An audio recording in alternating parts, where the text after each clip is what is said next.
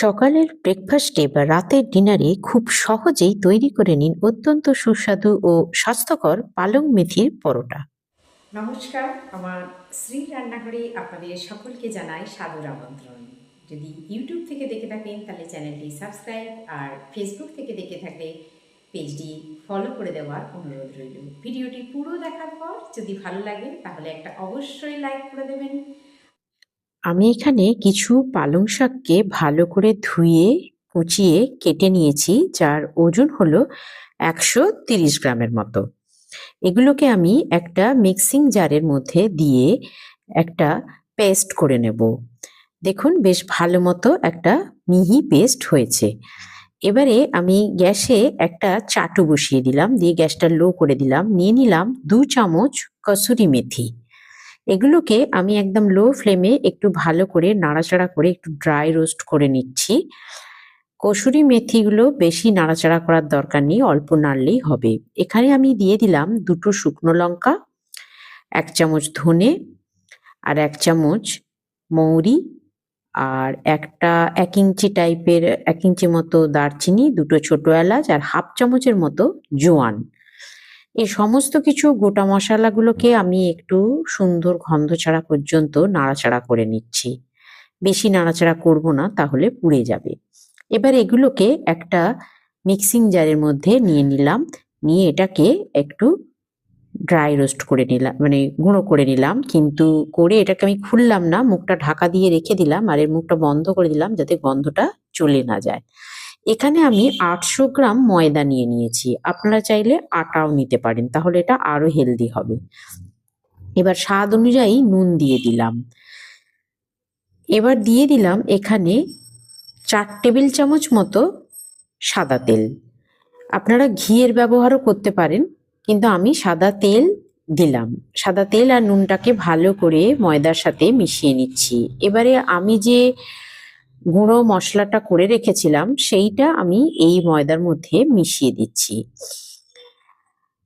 দিয়ে দিলাম 1 চামচ আদা বাটা, আর দিয়ে দিলাম 1 চামচ চিনি। আপনারা যদি চিনি দিতে না চান স্কিপ করে যাবেন, বা এর পরিবর্তে আপনারা গুঁড়ো দিতে পারেন। আমি এই গুঁড়ো মশলা, আদা আর চিনি সবকিছুকে ময়দার সঙ্গে ভালো করে মিশিয়ে নিলাম। এবার আমি দিয়ে দেব আমার পালং শাক বাটাটা।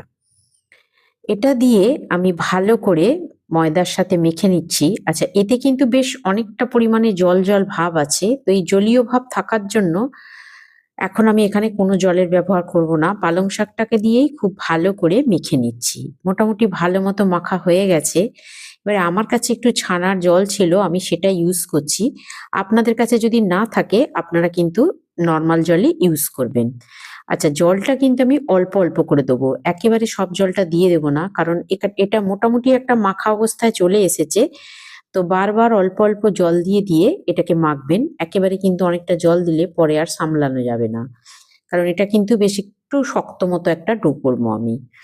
তবে একটু চেপে চেপে মেখে নিচ্ছি। দেখুন, এরকম একটা শক্ত মতো ডো হবে, খুব বেশি নরম এটা নয়, একটু হার্ড ডো করেছি আমি। নিয়ে এবার এটাকে আমি একটু ওই 10 মিনিটের জন্য রেখে দেবো ঢাকা দিয়ে।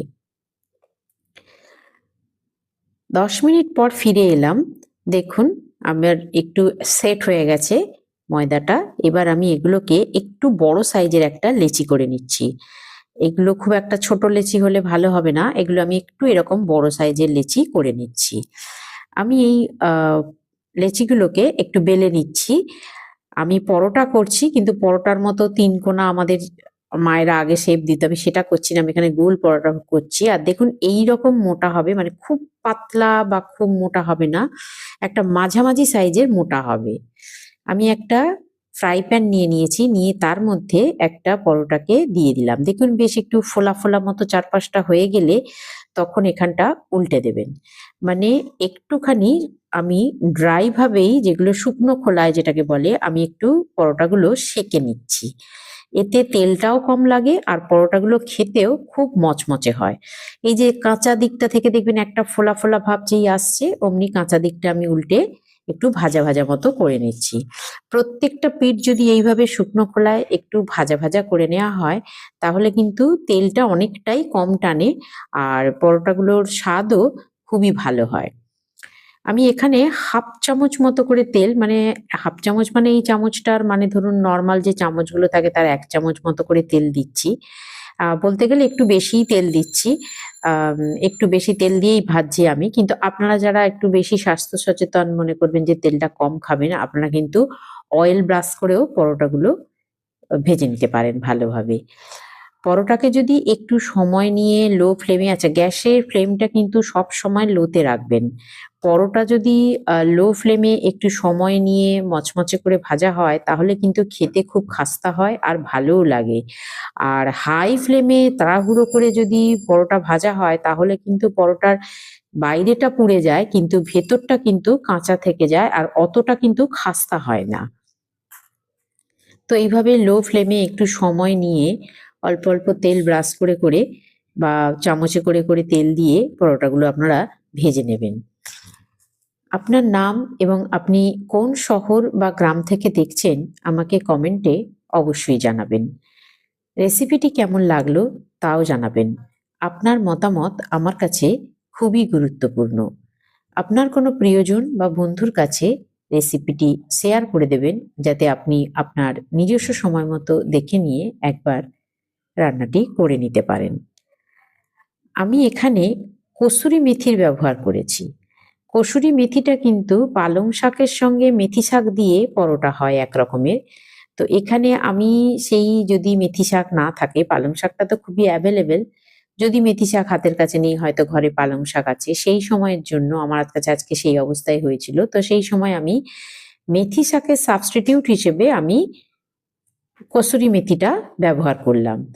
তো এখানে মেথি শাক দিয়ে পালং শাক দিয়ে যে টেস্ট পাওয়া যাবে, কসুরি মেথিকে ড্রাই রোস্ট করে এইভাবে পরোটা ভাজলেও কিন্তু সেই একই টেস্ট পাওয়া যাবে। তাও বলা ভুল, বলা উচিত যে আরো সুন্দর বেশি স্বাদ হবে। আমার সমস্ত পরোটাগুলো ভালো করে ভাজা হয়ে গেছে। উল্টে পাল্টে আমি সবই ভেজে নিলাম। এবার আমি পরোটাগুলোকে একটা প্লেটে সার্ভ করে নিচ্ছি। দেখুন কিরকম আমি একটা ছিঁড়ে বা ভেঙে দেখাচ্ছি, কি সুন্দর হালকা আর ফলফলে হয়েছে। একদম ইজিলি খুলে যাচ্ছে পরোটাগুলো। আমার এইভাবে এতগুলো সবকটাই ভাজা হয়ে গেছে এবং দেখুন পরোটাগুলো যখন ভেজেছিলাম একটু সাদা ছিল। কিন্তু পালং শাকটা যেহেতু সময় যাবে, যতটা এটা ঠান্ডা হবে তত কিন্তু এই পরোটার রংটা কালো হয়ে যাবে। এই পরোটাগুলো আপনারা যেকোনো আলুর দম বা যেকোনো নিরামিষ তরকারির সঙ্গে সার্ভ করতে পারেন। চাইলে চিকেনের সাথেও সার্ভ করতে পারেন। আর যারা এমনি অন্য কোনো আচার বা টমেটো সস দিয়ে খেতে চান তারা সেভাবেও খেতে পারেন। সকালের ব্রেকফাস্টে বা রাতের ডিনারে অবশ্যই একদিন ট্রাই করবেন। সকলের ভীষণ ভালো লাগবে।